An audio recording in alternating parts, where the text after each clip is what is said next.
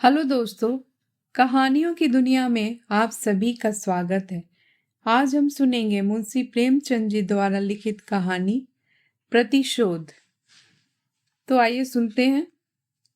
माया अपने 3 मंजिले मकान की छत पर खड़ी सड़क की ओर उद्विग्न और अधीर आंखों से ताक रही थी और सोच रही थी, वो अब तक आए क्यों नहीं? कहाँ देर लगाई? इसी गाड़ी से आने को लिखा था। गाड़ी तो आ गई होगी। स्टेशन से मुसाफिर भी चले आ रहे हैं। इस वक्त तो कोई दूसरी गाड़ी नहीं आती। शायद असबाब वगैरह रखने में देर हो गई। यार दोस्त स्टेशन पर बधाई देने के लिए पहुंच गए हों। उनसे फुर्सत मिलेगी तब घर की सुध आएगी। उनकी जगह मैं होती तो सीधे घर आती। दोस्तों से कह देती, जनाब इस वक्त मुझे माफ कीजिए, फिर मिलिएगा। मगर दोस्तों में तो उनकी जान बसती है। मिस्टर व्यास लखनऊ के नौजवान मगर अत्यंत प्रतिष्ठित बैरिस्टरों में हैं। 3 महीने से वह एक राजनीतिक मुकदमे की पैरवी करने के लिए सरकार की ओर से लाहौर गए हुए हैं। उन्होंने माया को लिखा था, जीत हो गई, 1 तारीख को मैं शाम की मेल में जरूर पहुंचूंगा। आज वही शाम है। माया ने आज सारा दिन तैयारियों में बिताया। सारा मकान धुलवाया, कमरों की सजावट के सामान साफ करवाए, मोटर धुलवाई। ये 3 महीने उसने तपस्या के काटे थे, मगर अब तक मिस्टर व्यास नहीं आए। उसकी छोटी बच्ची तिलोत्तमा आकर उसके पैरों में चिपट गई और बोली, अम्मा, बाबूजी कब आएंगे? माया ने उसे गोद में उठा लिया और चूम कर बोली, आते ही होंगे बेटी, गाड़ी तो कब की आ गई। तिलोत्तमा, मेरे लिए अच्छी गुड़िया लाते होंगे? माया ने कुछ जवाब न दिया। इंतजार अब गुस्से में बदलता जा रहा था। वह सोच रही थी, जिस तरह यह हजरत मुझे परेशान कर रहे हैं, उसी तरह मैं भी उनको परेशान करूंगी। घंटे भर तक बोलूंगी ही नहीं।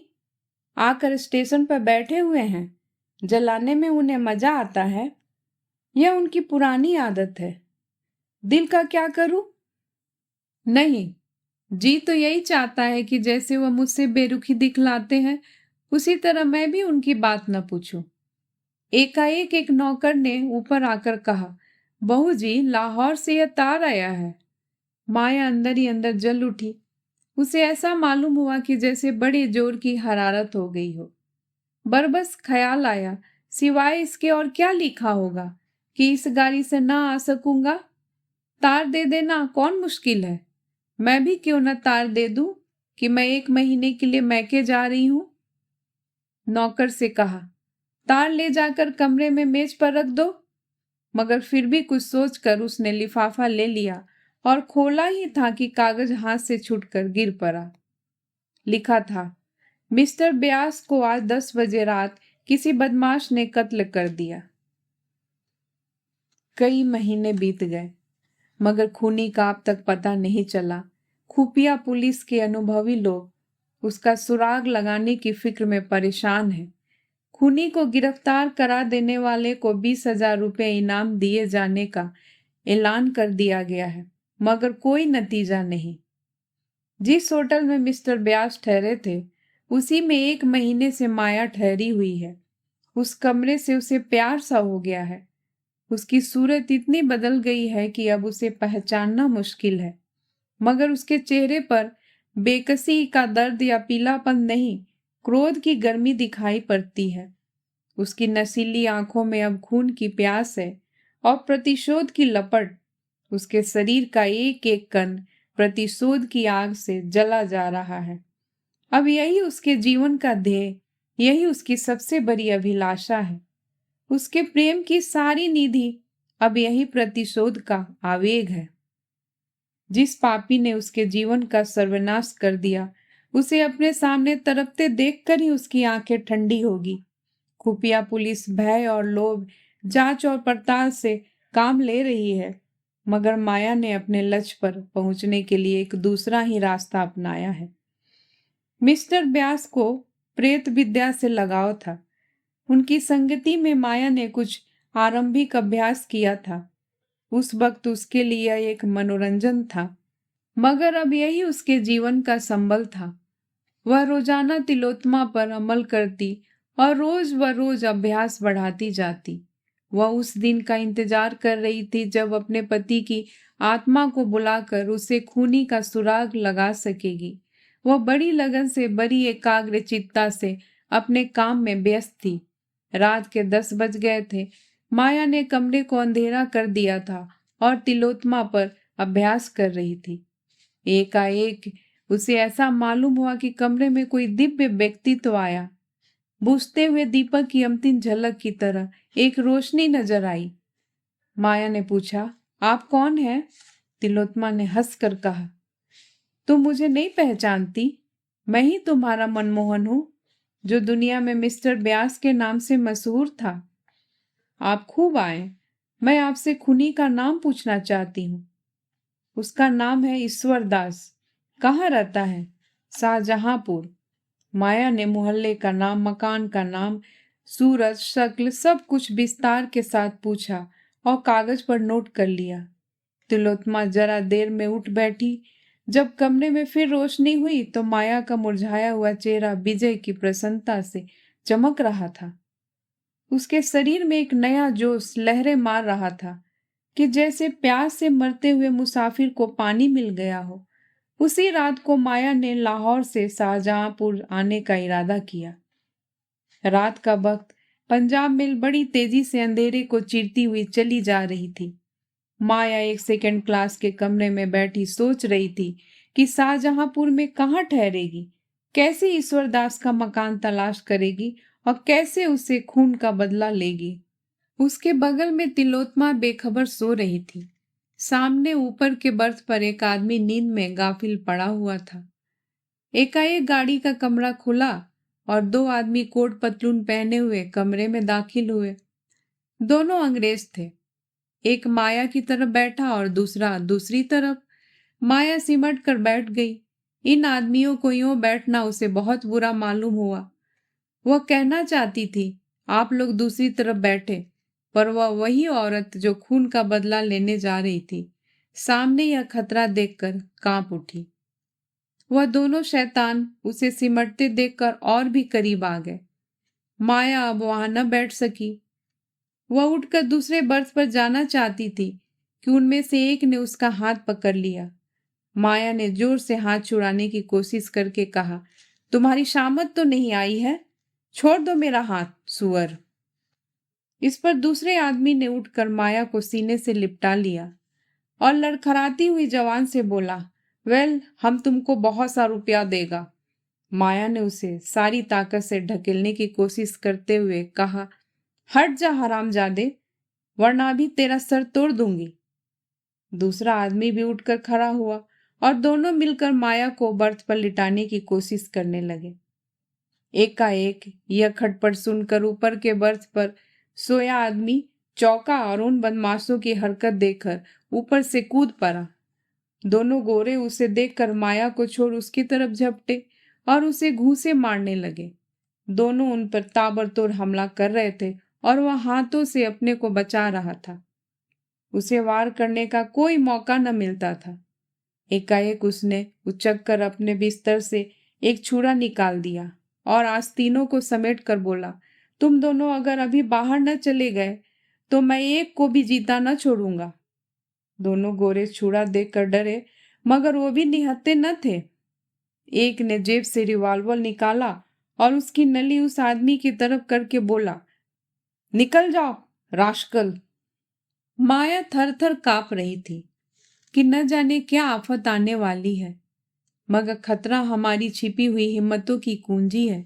खतरे में पड़कर हम भय की सीमाओं से आगे बढ़ जाते हैं, कुछ कर गुजरते हैं जिस पर हमें खुद हैरत होती है। वही माया जो अब तक थर थर कांप रही थी, बिल्ली की तरह कूदकर उस गोरे की तरफ लपकी और उसके हाथ से रिवॉल्वर छीनकर गाड़ी के नीचे फेंक दिया। गोरे ने खिसियाकर माया को दांत काटना चाहा, मगर माया ने जल्दी से हाथ खींच लिया और खतरे की जंजीर के पास जाकर उसे जोर से खींचा। दूसरा गोरा अब तक किनारे खड़ा था। उसके पास कोई हथियार न था। इसलिए वह छुरी के सामने न आना चाहता था। जब उसने देखा कि माया ने जंजीर खींच ली तो भीतर का दरवाजा खोलकर भागा। उसका साथी भी उसके पीछे पीछे भागा। चलते चलते छुरी वाले आदमी ने उसे इतने जोर से धक्का दिया कि वह मुंह के बल गिर पड़ा। फिर तो उसने इतनी ठोकरें, इतनी लातें और इतनी घूंसे जमाए कि उसके मुंह से खून निकल पड़ा। इतने में गाड़ी रुक गई और गार्ड लालटेन लिए आता दिखाई दिया, मगर वह दोनों शैतान गाड़ी को रुकते देख बेतहासा नीचे कूद पड़े और उस अंधेरे में न जाने कहाँ खो गए। गार्ड ने भी ज्यादा छानबीन न की और करता भी तो उस अंधेरे में पता लगाना मुश्किल था। दोनों तरफ खड्डे थे, शायद किसी नदी के पास थी।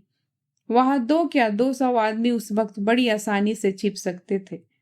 10 मिनट तक गाड़ी खड़ी रही, फिर चल पड़ी। माया ने मुक्ति की सांस लेकर कहा, आप आज न होते तो ईश्वर ही जाने मेरा क्या हाल होता। आपको कहीं चोट तो नहीं आई? उस आदमी ने छुरे को जेब में रखते हुए कहा, बिल्कुल नहीं। मैं ऐसा बेसुध सोया हुआ था कि उन बदमाशों के आने की खबर ही न हुई, वरना मैंने उन्हें अंदर पांव ही न रखने दिया होता। अगले स्टेशन पर रिपोर्ट करूंगा। माया, जी नहीं, खामखा की बदनामी और परेशानी होगी। रिपोर्ट करने से कोई फायदा नहीं। ईश्वर ने आज मेरी आबरू रख ली। मेरा कलेजा अभी तक धर धर कर रहा है। आप कहाँ तक चलेंगे? मुझे शाहजहांपुर जाना है। वहीं तक तो मुझे भी जाना है। शुभ नाम क्या है? कम से कम अपने उपकारक के नाम से तो अपरिचित न रहूं। मुझे तो ईश्वर दास कहते हैं। माया का कलेजा धक से हो गया। जरूर यह वही खूनी है। इसकी शक्ल सूरत भी वही है जो उसे बतलाई गई थी। उसने डरते डरते पूछा, आपका मकान किस मोहल्ले में है? आप शाहजहांपुर में रहते हैं? जी। माया का दिल बैठ गया। उसने खिड़की से सिर बाहर निकाल कर एक लंबी सांस ली। हाय, खूनी मिला भी तो इस हालत में, जब वह उसके एहसान के बोझ से दबी हुई है। क्या उस आदमी को वह खंजर का निशाना बना सकती है, जिसने बगैर किसी परिचय के सिर्फ हमदर्दी के जोश में ऐसे गाढ़े वक्त में उसकी मदद की? जान पर खेल गया। वह एक अजीब उलझन में पड़ गई। उसने उसके चेहरे की तरफ देखा। शराफत झलक रही थी। ऐसा आदमी खून कर सकता है, इसमें उसे संदेह था। ईश्वर दास ने पूछा, आप लाहौर से आ रही हैं ना? शाहजहांपुर में कहाँ जाइएगा? अभी तो कहीं धर्मशाला में ठहरूंगी। मकान का इंतजाम करना है। ईश्वर दास ने ताज्जुब से पूछा, तो वहां आप किसी दोस्त या रिश्तेदार के यहाँ नहीं जा रही हैं? कोई ना कोई मिल ही जाएगा। यूं आपका असली मकान कहाँ है? असली मकान पहले लखनऊ था, अब कहीं नहीं है। मैं बेवा हूं। ईश्वर दास ने शाहजहांपुर में माया के लिए एक अच्छा मकान तय कर दिया। एक नौकर भी रख दिया। दिन में कई बार हालचाल पूछने आता।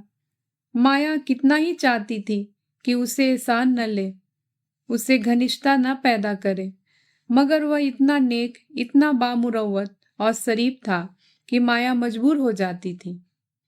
एक दिन वह कई गमले और फर्नीचर ले आया। कई खूबसूरत तस्वीरें भी थी। माया ने त्योरिया चढ़ाकर कहा, मुझे साज सामान की बिल्कुल जरूरत नहीं। आप नाहक ही तकलीफ करते हैं। ईश्वर दास ने इस तरह लज्जित होकर कि जैसे उसे कोई भूल हो गई हो, कहा, मेरे घर में यह चीजें बेकार पड़ी थी, लाकर रख दी। मैं इन टिम टाम की चीजों का गुलाम नहीं बनना चाहती। ईश्वर दास ने डरते डरते कहा, अगर आपको नागवार हो तो उठवा ले जाऊं? माया ने देखा कि उसकी आंखें भर आई हैं। मजबूर होकर बोली, अब आप ले ही आए हैं तो रहने दीजिए, मगर आगे से कोई ऐसी वस्तु न लाइएगा। एक दिन माया का नौकर न आया। माया ने 8-9 बजे तक उसकी राह देखी। जब फिर भी वह न आया तो उसने जूठे बर्तन मांजना शुरू किया। उसे कभी अपने हाथों से चौका बर्तन करने का संयोग न हुआ था।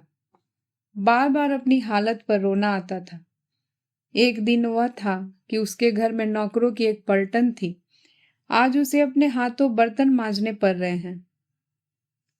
तिलोत्तमा दौड़ दौड़ कर बड़े जोश से काम कर रही थी। उसे कोई फिक्र न थी। अपने हाथों से काम करने का, अपने को उपयोगी साबित करने का ऐसा अच्छा मौका पाकर उसकी खुशी का सीमा ही न रही। इतने में ईश्वरदास आकर खड़ा हो गया और माया को बर्तन मांजते देखकर बोला, यह आप क्या कर रही हैं? रहने दीजिए, मैं अभी एक आदमी को बुलवाए लाता हूं। आपने मुझे क्यों न खबर दी? राम राम। उठाइए वहां से। माया ने लापरवाही से कहा, कोई जरूरत नहीं, आप तकलीफ न कीजिए, मैं अभी मांजे लेती हूं। इसकी जरूरत भी क्या, मैं 1 मिनट में आता हूं। नहीं, आप किसी को न लाइए, मैं इतने बर्तन आसानी से धो लूंगी। अच्छा, तो लाइए, मैं भी तो कुछ मदद करूं। यह कहकर उसने डोल उठा लिया और बाहर से पानी लेकर दौड़ा। पानी लाकर उसने मंजे हुए बर्तनों को धोना शुरू किया। माया ने उसके हाथ से बर्तन छीनने की कोशिश करके कहा, आप मुझे क्यों शर्मिंदा करते हैं? रहने दीजिए, मैं अभी साफ किए डालूंगी। आप मुझे शर्मिंदा करती हैं या मैं आपको शर्मिंदा कर रहा हूं? आप यहाँ मुसाफिर हैं, मैं यहाँ का रहने वाला हूँ। मेरा धर्म है कि आपकी सेवा करूं। आपने एक जाति तो यह की कि मुझे जरा भी खबर न दी। अब दूसरी जाति यह कर रही है, मैं उसे बर्दाश्त नहीं कर सकता। ईश्वरदास ने जरा देर में सारे बर्तन साफ करके रख दिए। ऐसा मालूम होता था कि वह ऐसे कामों का आदी है। बर्तन धोकर उसने सारे बर्तन पानी से भर दिए और तब माथे से पसीना पोंछता हुआ बोला, बाजार से कोई चीज लानी हो तो बतला दीजिए, अभी ला दूं। माया, जी नहीं, माफ कीजिए, आप अपने घर का रास्ता लीजिए। ईश्वरदास, तिलोत्तमा, आओ, आज तुम्हें सैर करा लाएं। माया, जी नहीं, रहने दीजिए, इस वक्त सैर करने नहीं जाती। माया ने यह शब्द इतने रूखेपन से कहे कि ईश्वरदास का मुंह उतर आया। उसने दोबारा कुछ न कहा, चुपके से चला गया। उसके जाने के बाद माया ने सोचा, मैंने उसके साथ कितनी बेमुरौती की। रेलगाड़ी की उस दुखद घटना के बाद उसके दिल में बराबर प्रतिशोध और मनुष्यता में लड़ाई छिड़ी हुई थी। अगर ईश्वरदास उस मौके पर स्वर्ग के एक दूत की तरह न आता तो आज उसकी क्या हालत होती। यह ख्याल करके उसके रोए खड़े हो जाते थे और ईश्वरदास के लिए उसके दिल की गहराइयों से कृतज्ञता के शब्द निकलते। क्या अपने ऊपर इतना बड़ा एहसान करने वाले के खून से अपने हाथ रंगेगी? लेकिन उसी के हाथों से तो उसे यह मनहूस दिन भी तो देखना पड़ा।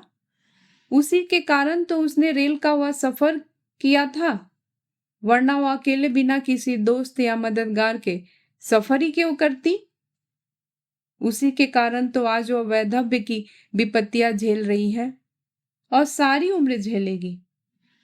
इन बातों का ख्याल करके उसकी आंखें लाल हो जाती, मुंह से एक गर्म आह निकल जाती और जी चाहता इसी वक्त कटार लेकर चल पड़े और उसका काम तमाम कर दे। आज माया ने अंतिम निश्चय कर लिया। उसने ईश्वरदास की दावत की थी, यही उसकी आखिरी दावत होगी। ईश्वरदास ने उस पर एहसान जरूर किए हैं, लेकिन दुनिया में कोई एहसान, कोई नेकी उस शोक के दाग को मिटा सकती है। रात के 9 बजे ईश्वरदास आया तो माया ने अपनी वाणी में प्रेम का आवेग भरकर कहा, बैठिए, आपके लिए गर्म गर्म पूरियां निकाल दूं। ईश्वरदास, क्या अभी तक आप मेरे इंतजार में बैठी हुई हैं? नाहक गर्मी में परेशान हुई। माया ने थाली परोसकर उसके सामने रखते हुए कहा, मैं खाना पकाना नहीं जानती, अगर कोई चीज अच्छी न लगे तो माफ कीजिएगा। ईश्वरदास ने खूब तारीफ करके एक एक चीज खाई। ऐसी स्वादिष्ट चीजें उसने अपनी उम्र में कभी न खाई थी। आप तो कहती थी मैं खाना पकाना नहीं जानती, तो क्या मैं गलत कहती थी? बिल्कुल गलत। आपने खुद अपनी गलती साबित कर दी। ऐसे खस्ते मैंने जिंदगी में भी न खाए थे। आप मुझे बनाते हैं, अच्छा साहब बना लीजिए। नहीं, मैं बनाता नहीं, बिल्कुल सच कहता हूँ। किस किस चीज की तारीफ करूं? चाहता हूं कि कोई ऐब निकालूं, लेकिन सूझता ही नहीं। अब कि मैं अपने दोस्तों की दावत करूंगा तो आपको एक दिन तकलीफ दूंगा। हाँ, शौक से दीजिए, मैं हाजिर हूं। खाते खाते 10 बज गए। तिलोत्तमा सो गई। गली में भी सन्नाटा हो गया। ईश्वर दास चलने को तैयार हुआ तो माया बोली, क्या आप चले जाएंगे? क्यों ना आज यहीं सोए रहिए। मुझे कुछ डर सा लग रहा है। आप बाहर के कमरे में सो रहिएगा, मैं अंदर आंगन में सो रहूंगी।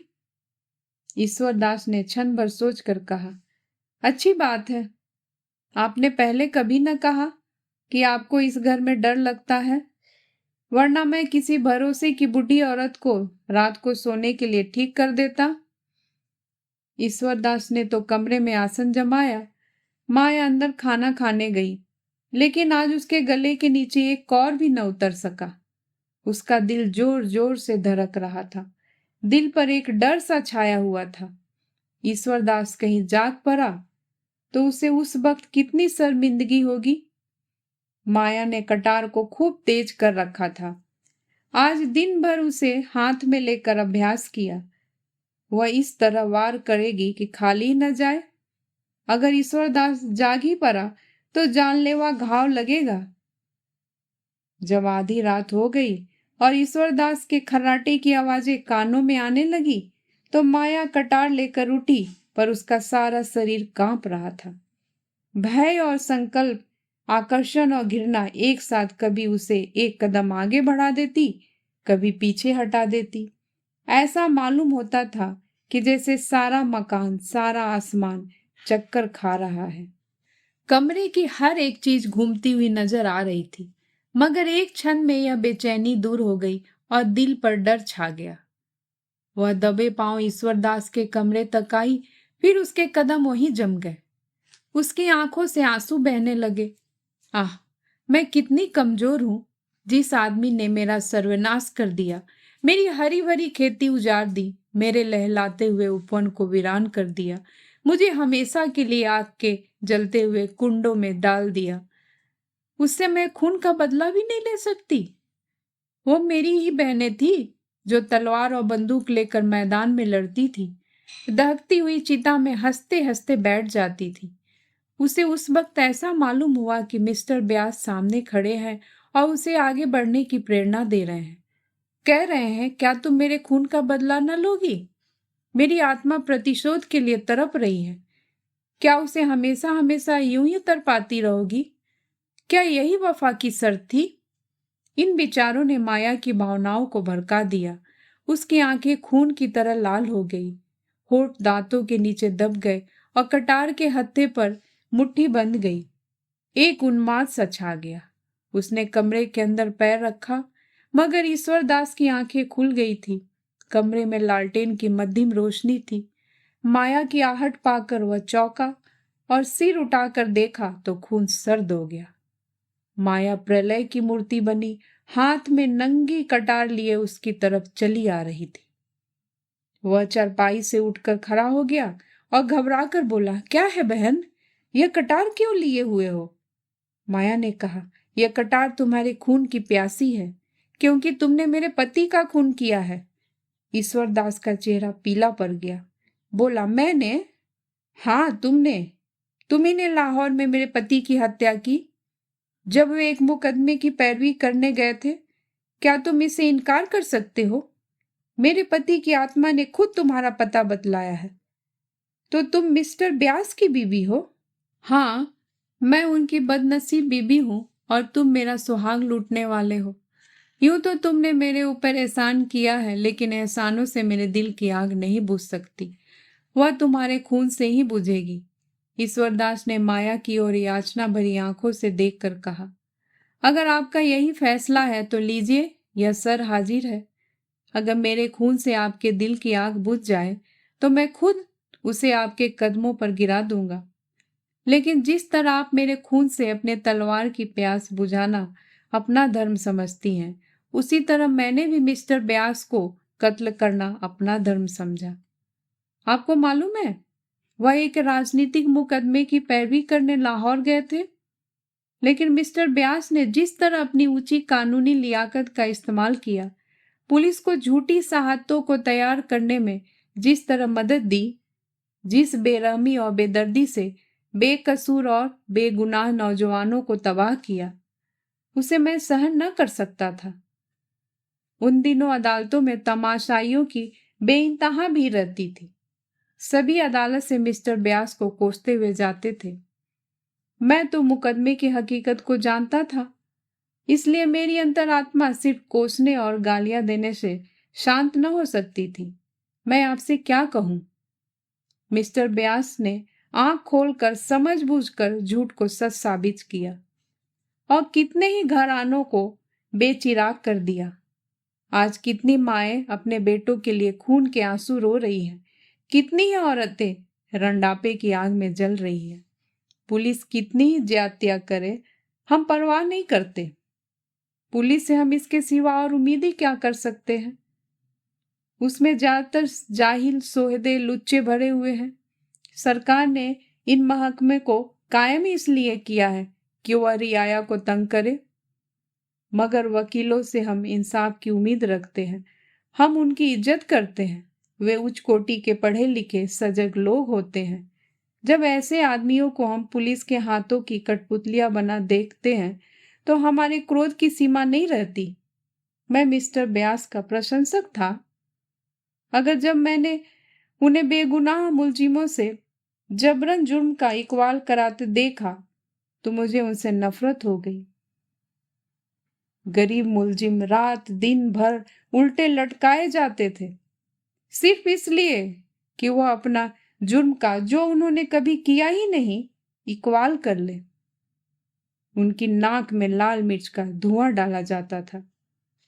मिस्टर ब्यास यह सारी जातियां सिर्फ अपनी आंखों से देखते ही नहीं थे, बल्कि उन्हीं के इशारे पे वह की जाती थी। माया के चेहरे की कठोरता जाती रही, उसकी जगह जायज गुस्से की गर्मी पैदा हुई। बोली, इसका आपके पास कोई सबूत है कि उन्होंने मुलजिमों पर ऐसी सख्तियां की?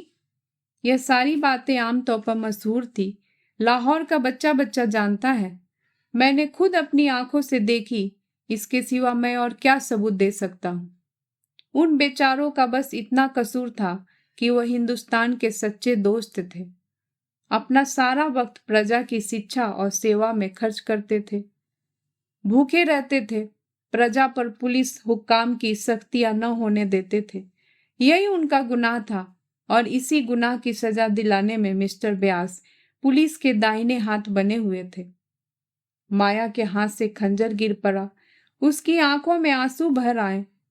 बोली, मुझे न मालूम था कि वे ऐसी हरकतें भी कर सकते हैं। ईश्वर दास ने कहा, यह न समझिए कि मैं आपकी तलवार से डरकर वकील साहब पर झूठे इल्जाम लगा रहा हूं। मैंने कभी जिंदगी की परवाह नहीं की। मेरे लिए कौन रोने वाला बैठा है जिसके लिए जिंदगी की परवाह करूं? अगर आप समझती हैं कि मैंने अनुचित किया तो आप इस तलवार को उठाकर इस जिंदगी का खात्मा कर दीजिए। मैं जरा भी न झिझकूंगा। अगर आप तलवार न उठा सके तो पुलिस को खबर कर दीजिए। वह बड़ी आसानी से मुझे दुनिया से रुखसत कर सकती है। सबूत मिल जाना मुश्किल न होगा। मैं खुद पुलिस के सामने जुर्म का इकबाल कर लेता, मगर मैं इसे जुर्म नहीं समझता। अगर एक जान से सैकड़ों जानें बच जाए तो वह खून नहीं है। मैं सिर्फ इसलिए जिंदा रहना चाहता हूं कि शायद किसी ऐसे ही मौके पर मेरी फिर जरूरत पड़े। माया ने रोते हुए कहा, अगर तुम्हारा बयान सही है तो मैं अपना खून माफ करती हूँ। तुमने जो किया या बेजा किया, इसका फैसला ईश्वर करेंगे। तुमसे मेरी प्रार्थना है कि मेरे पति के हाथों जो घर तबाह हुए हैं उनका मुझे पता बतला दो। शायद मैं उनकी कुछ सेवा कर सकूं। दोस्तों, इस कहानी को सुनने के लिए आपका बहुत बहुत धन्यवाद। दोस्तों, अगर आपको ये कहानियां अच्छी लगती हो तो प्लीज़ मेरे चैनल को लाइक एंड सब्सक्राइब करना मत भूलिएगा। और हाँ, कमेंट्स भी ज़रूर करें। मैं फिर हाजिर होंगी एक नई कहानी के साथ। तब तक के लिए नमस्कार।